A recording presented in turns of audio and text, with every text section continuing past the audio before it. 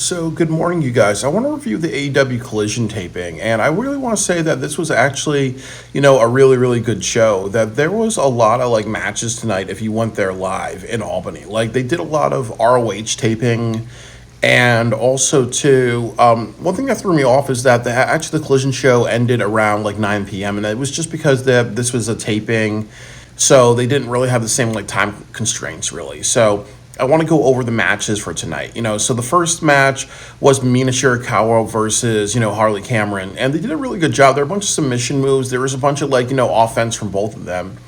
And even though they make a joke about shaking their chest and all that stuff, they kind of kept it to a minimum. Because, definitely, again, they want to be, it's okay when you have a wrestler like Max Caster who knows when to be funny. But he's mostly, just having his match. He picks and chooses the right moments to be his character. And that's what you need in professional wrestling, really, so that way it's a little bit more tolerable. But obviously, Mina wins this match, gets a great response from the crowd. I'm not sure what they're going to do for Full Gear, if they're going to defend the women's championship, with Mariah May. And Mina Shirakawa, because obviously, they're friends with each other, and it seemed like, Mariah May was trying to want Mina to come back so they can feud with each other. So I'm a little confused with that dynamic. But overall, this match was okay with me. The next match was Johnny TV versus Daniel Garcia. Once again, another really good match. Daniel Garcia really had to work with Johnny TV. It went on a long duration. Johnny TV was very athletic, doing a bunch of dives, really. So honestly, if you're going to have a match with Jack Perry, Johnny TV is somebody who's been the TNA heavyweight champion. He's been the ECW heavyweight champion. So you obviously, it's not a match where you should squash Johnny TV. It's something where, Daniel Garcia had to work at it. So I'm really okay with this. But I'm also a little worried because you had the Maximum Male Models and Johnny TV become a faction today, really. So it's almost saying too, why'd you bring in the Maximum Male Models when they're losing a little too much, and now they're part of Giant TV's faction, and they're losing a lot too. So they just have to be really, really careful with that dynamic as well. And then the last thing, and then there's two other things that happened.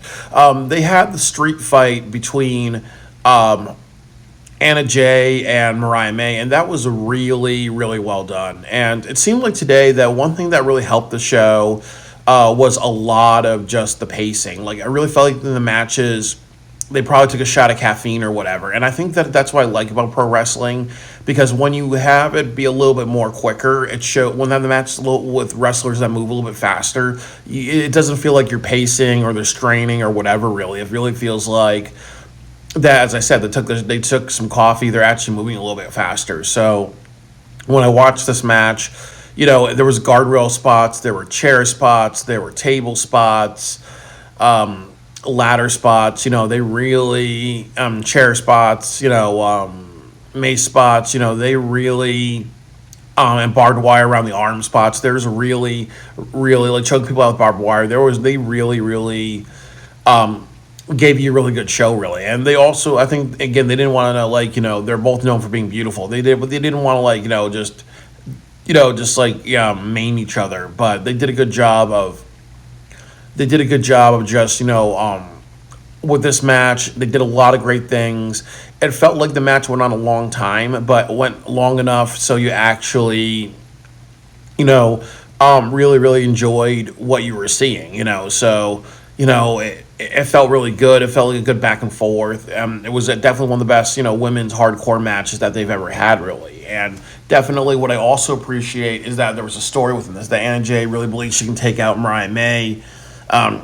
Mariah May is, definitely the villain in all this, and Anna Jay is kind of like that underdog that wants to prove herself. So definitely, the last shot at glory, really. I think that would be great. Again, the only issue is that they call this a rubber match, but most people don't know what a rubber match is. So they just said no DQ. No DQ, no more chances. That's what they should say. Claimed versus LFI. So, again, the only issue with this match is that it was a lose-lose match, because honestly, you have LFI, you have Jake the Snake Roberts out there. They cannot be losing because, it's almost like, what do you do with them? You don't want to turn them into the Dark Order.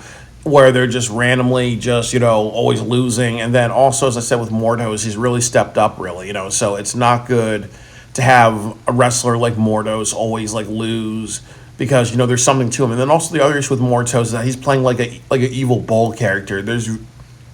If he loses all the time, really, he's not going to be taken seriously. He's almost going to go from like Luchasaurus. I think that with Luchasaurus, he's very intimidating. A lot of people like Luchasaurus, but if he always loses and was treated like a joke, really, then it's just not going to. It's gonna then his gimmick and his look is not gonna really appeal that much because people are gonna associate with him being a loser and a jobber, really. But I think that with Luchas, I think that really with LFI, I'm a little worried about their next direction, really, but they cannot be in this role of consistently losing, because it makes all of them look stupid. It makes Jake the Snake Roberts look stupid for getting them from the Don Callis family. It makes both LFI and Roosh, it looks Roosh and Mordos look stupid because then it's like, what do you do with them? Because they really wanted to make Roosh a really big deal, really. So they have to win the tag team championship shots. They have to do something, really big and awesome, really. And they have to understand that they have a legend like Jake the Snake, really. They just have to. They really, really just have to kind of make sure that you incorporate him correctly, really. And if he can't just do that for anybody, then he shouldn't be there. If he's just too old to do it, he can't do that. But it's a lose-lose because all the things I said about LFI. The other thing about it is that the Acclaim did their rap. I was very happy with this because obviously, that's the thing that gets them over. That's the thing that gets them attention. And then once again, because, Private Party is babyface. Private Party is babyface. Not Private Party, but Private Party is babyface. They're out there watching, and I appreciate that because they're actually trying to make sure that everybody knows that they're the champions. They matter, who they are a little bit. So, this weekly exposure, them watching the matches and all that, I really, really appreciate that. So, it's overall, a really, really great show. And I really enjoyed it. And then I'll also talk about a couple of other things that, first of all, the Ring of Honor was done very well, tonight. I think that, once again, Tony went on the microphone and he said, for people who stay at the very end, I'm going to be signing all the autographs that I can, really. So once again, he was doing that. He was getting pens. He was taking pictures with people. He was definitely hustling himself. And again, there's people that like him enough to take pictures, and that's a good type of catch. You should have other wrestlers do that. And then also too, you had some really good matches like Shane Taylor Promotion versus Top Flight. I enjoyed that. I think Shane Taylor really needs to be in the. He really, really needs to be part of the Lashley faction because obviously, there's something to him. The other thing that I would say is that, I remember Powerhouse Hobbs having a match against one of the premier athletes, one of the Iron Savages, So, again, he was doing powerlifting moves, but I really felt that, as I said, really, that I really think that they have to get rid of the premier athletes and the Iron Savages. They're never going to draw money.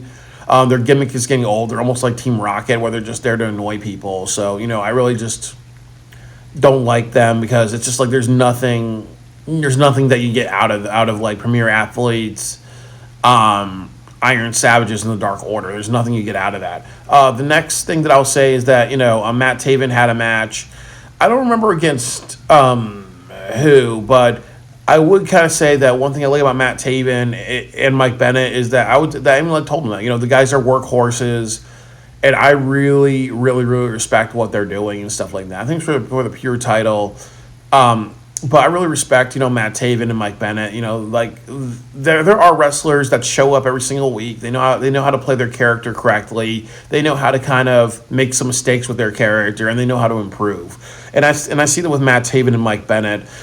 With the Iron Savages and the premier athletes, I just think that they do the same old shtick. It's not getting them over, so they have to have conversations about changing their character. So I can respect people who want to change their character, who want to improve and elevate themselves. That I respect. But if you kind of have something that's not working and you just go a long time and you're just like, oh, well, it's just my shtick, I don't respect that, The next thing, and also too, they're not sitting on their asses they're not sitting on their asses like Ricky Starks because they're not getting their way really. So I really appreciate them grinding and caring about their presentation. The next thing that I will say that I liked about tonight is that you had Brian Cage versus AR Fox. That was a really good match, because AR Fox really they went out a long time. It looked very believable.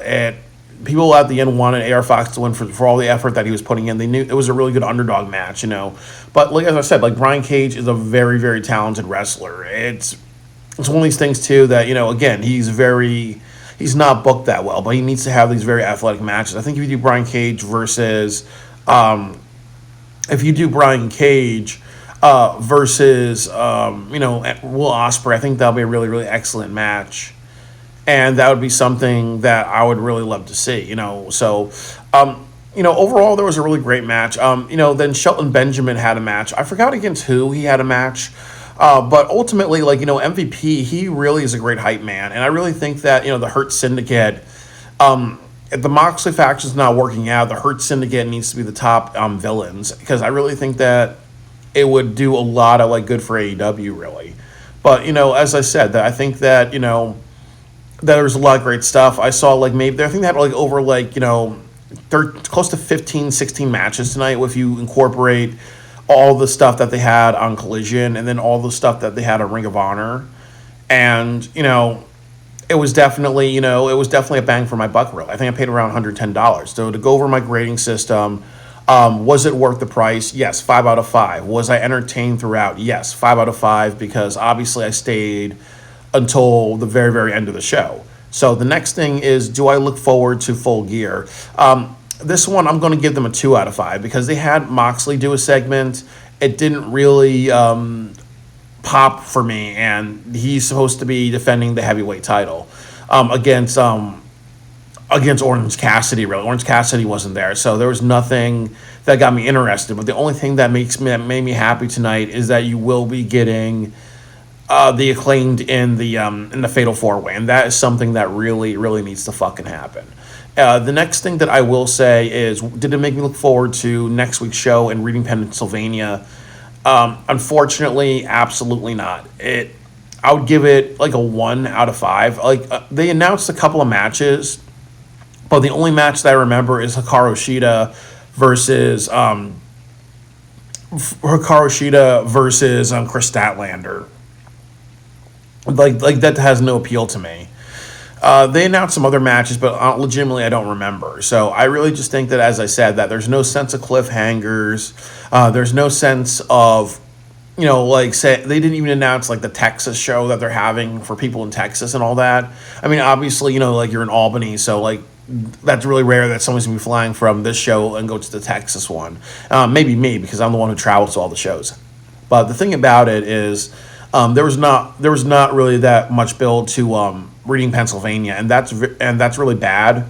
But the only thing that I'll say is that obviously all the matches you saw tonight were fun for Ring of Honor, and all the matches you saw tonight were fun for Collision. So would I want to go to another show? Absolutely. If I was into watching Ring of Honor, I would love to see all this stuff. And then also too, they had the Righteous versus a team. But then Dustin Rhodes and Sammy Guevara come out.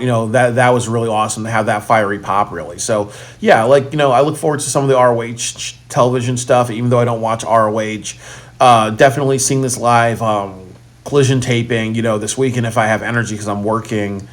I look forward to those things. But your main show, your Dynamite show next week, there's nothing that makes me look forward to it. The only thing that they can do is have Ricochet versus Takeshita if they announce that match. That would actually make me really happy if they announced that eventually. The next thing that I will want to say is that my last thing is and my last thing, as I said before, is that when I looked at the match card, they only announced the 4 matches. It was Mariah May versus Anna Jay. It was the Acclaimed versus LFI. It was Daniel Garcia versus John Morrison, and then the last one was Mina Shirakawa versus Harley Cameron. So when I was doing my review, I was like saying like that was like a 3 out of 5, really. So when I add everything together, you know, definitely, unfortunately, like it runs around like maybe a 15 or a 16 out of 25, really. So it's definitely, pretty failing as well, really.